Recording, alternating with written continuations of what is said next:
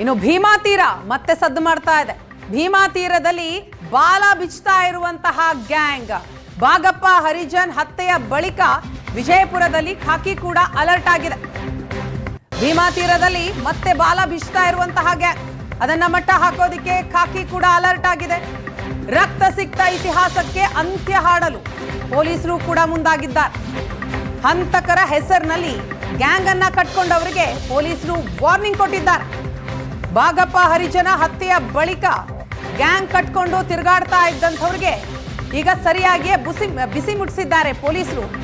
Encounter ಮಾಡುವ ಎಚ್ಚರಿಕೆಯನ್ನ ಕೂಡ ನೀಡಿದ್ದಾರೆ ಪೊಲೀಸರು. ಭೀಮಾ ತೀರದ ಡೆಡ್ಲಿ ಡಿಎಂಸಿ ಗ್ಯಾಂಗ್ ಹುಡುಗರಿಗೆ ಎಚ್ಚರಿಕೆ ಕೊಡಲಾಗಿದೆ.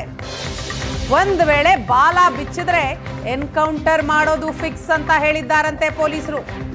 ಧರ್ಮರಾಜ್ ಚಡಚಣ ಹೆಸರಿನಲ್ಲಿ ಗ್ಯಾಂಗ್ ಸೃಷ್ಟಿಯಾಗಿದೆ. 2018ರಲ್ಲಿ ಮಹಾದೇವ ಭೈರಗೊಂಡ ಮೇಲೆ ಅಟ್ಯಾಕ್ ಆಗುತ್ತೆ. ಹಾಡ ಹಗಲೇ ನಡೆದಂತಹ ಅಟ್ಯಾಕ್ ಇದು. ಅಟ್ಯಾಕ್ ಮಾಡಿದ್ದಂತಹ ಡಿಎಂಸಿ ಗ್ಯಾಂಗ್.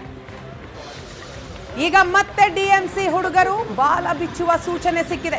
ಅದಕ್ಕಾಗಿ ಅದನ್ನ ಕಟ್ ಮಾಡೋದಕ್ಕೆ ಪೊಲೀಸರು ಕೂಡ ಅಲರ್ಟ್ ಆಗಿದ್ದಾರೆ, ವಾರ್ನಿಂಗ್ ಕೊಟ್ಟಿದ್ದಾರೆ. ಡಿಎಂಸಿ ಹುಡುಗರಿಗೆ ನಟ್ಟು ಬೋಲ್ಟು ಟೈಟ್ ಮಾಡಿದ್ದಾರೆ ಪೊಲೀಸರು. ಆ ಸಂದರ್ಭದ ದೃಶ್ಯವನ್ನ ನೀವು ನೋಡ್ತಾ ಇದ್ದೀರಿ. 2018ರಲ್ಲಿ ಮಹಾದೇವ ಹತ್ಯೆ ಆಗತ್ತೆ. ಹಾಡ ಹಗಲೇ ನಡೆಯುವಂತಹ ಅಟ್ಯಾಕ್ ಅದು. ಆ ಸಂದರ್ಭದಲ್ಲಿ ಇದನ್ನ ಮಾಡಿದಂಥದ್ದು ಡಿಎಂಸಿ ಗ್ಯಾಂಗ್. ಈ ಹುಡುಗರಿಗೆ ಈಗ ಪೊಲೀಸರು ವಾರ್ನ್ ಮಾಡಿದ್ದಾರೆ.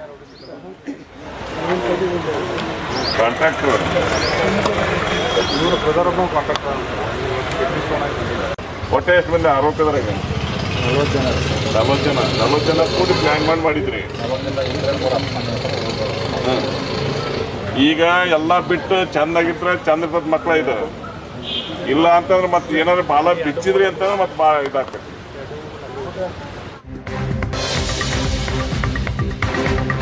ಇನ್ನು ಭೀಮಾ ತೀರದ ಹಂತಕರ ಪಡೆಯನ್ನ ಕಟ್ಟಿ ಹಾಕೋದಕ್ಕೆ ಪ್ಲಾನ್ ಸಿದ್ಧಪಡಿಸಲಾಗಿದೆ. ಹಂತಕರಿಗೆ ಎನ್ಕೌಂಟರ್ ಎಚ್ಚರಿಕೆಯನ್ನ ಪೊಲೀಸರು ನೀಡಿದ್ದಾರೆ. ಮೊದಲು ವಾರ್ನಿಂಗ್ ಕೊಡ್ತೀವಿ, ಆಮೇಲೆ ಫೈರಿಂಗ್ ಅನ್ನೇ ಮಾಡ್ತೀವಿ ಅನ್ನುವಂತಹ ಸಂದೇಶವನ್ನ ನೀಡಲಾಗಿದೆ. ಮತ್ತೆ ಕ್ರೈಮ್ಗಳಲ್ಲಿ ಹೆಸರು ಬಂದ್ರೆ ಗೂಂಡಾ ಆಕ್ಟ್ ಅನ್ನ ಹಾಕ್ತೀವಿ. ಗೂಂಡಾ ಆಕ್ಟ್ಗೆ ಬಗ್ಗೆ ಹೋದ್ರೆ ಡೈರೆಕ್ಟ್ ಎನ್ಕೌಂಟರ್ ಅಂತ ನೇರವಾಗಿ ಡೈರೆಕ್ಟ್ ಆಗಿ ಎಲ್ರಿಗೂ ಕೂಡ ಸೂಚನೆ ಕೊಟ್ಟಿದ್ದಾರೆ. ಹಂತಕ ಪಡೆಗಳಿಗೆ ಹೆಚ್ಚುವರಿ ಎಸ್ಪಿ ರಾಮನಗೌಡ ಅವರು ಈ ರೀತಿಯಾಗಿರುವಂತಹ ಖಡಕ್ ವಾರ್ನಿಂಗ್ ಅನ್ನು ಕೊಟ್ಟಿದ್ದಾರೆ. ಈ ಮೂಲಕ ಈ ರೀತಿಯಾಗಿ ಬಾಲ ಬಿಚ್ಚೋದಕ್ಕೆ ಮುಂದಾದಂತಹ ಈ ಹುಡುಗರಿಗೆ, ಈ ಗ್ಯಾಂಗ್ನ ಸದಸ್ಯರಿಗೆ ಈಗ ನೇರವಾದಂತಹ ಎಚ್ಚರಿಕೆಯನ್ನು ಕೊಟ್ಟಿದ್ದಾರೆ. ಹೆಚ್ಚುವರಿ ಎಸ್ಪಿ ಈ ರೀತಿಯಾಗಿರುವಂತಹ ವಾರ್ನಿಂಗ್ ಅನ್ನು ಕೊಟ್ಟಿರೋದು. ಭೀಮಾ ತೀರದ ಹಂತಕರ ಪಡೆಯನ್ನ ಕಟ್ಟಿ ಹಾಕೋದಿಕ್ಕೆ ಪೊಲೀಸರು ಎಲ್ಲಾ ರೀತಿಯಲ್ಲೂ ಕೂಡ ಸಿದ್ಧತೆಯನ್ನ ಮಾಡಿಕೊಂಡಿದ್ದಾರೆ. ಮೊದಲಿಗೆ ವಾರ್ನಿಂಗ್, ಆಮೇಲೆ ಫೈರಿಂಗ್. ಈ ರೀತಿಯಾಗಿರುವಂತಹ ಸಂದೇಶವನ್ನ ನೇರವಾಗಿ ರವಾನಿಸಿದ್ದಾರೆ. ಸೊ ಯಾವ ರೀತಿಯಾಗಿ ಸಂದೇಶ ಕೊಟ್ಟರು ಅನ್ನುವಂಥದ್ದನ್ನು ಕೂಡ ನೀವು ಗಮನಿಸ್ತಾ ಇದ್ದೀರಿ. ಎಲ್ರಿಗೂ ಕೂಡ ಠಾಣೆಗೆ ಕರೆಸಿ ಅವರಿಗೆ ನೇರವಾಗಿ ಎಚ್ಚರಿಕೆಯನ್ನು ಕೊಟ್ಟಿದ್ದಾರೆ.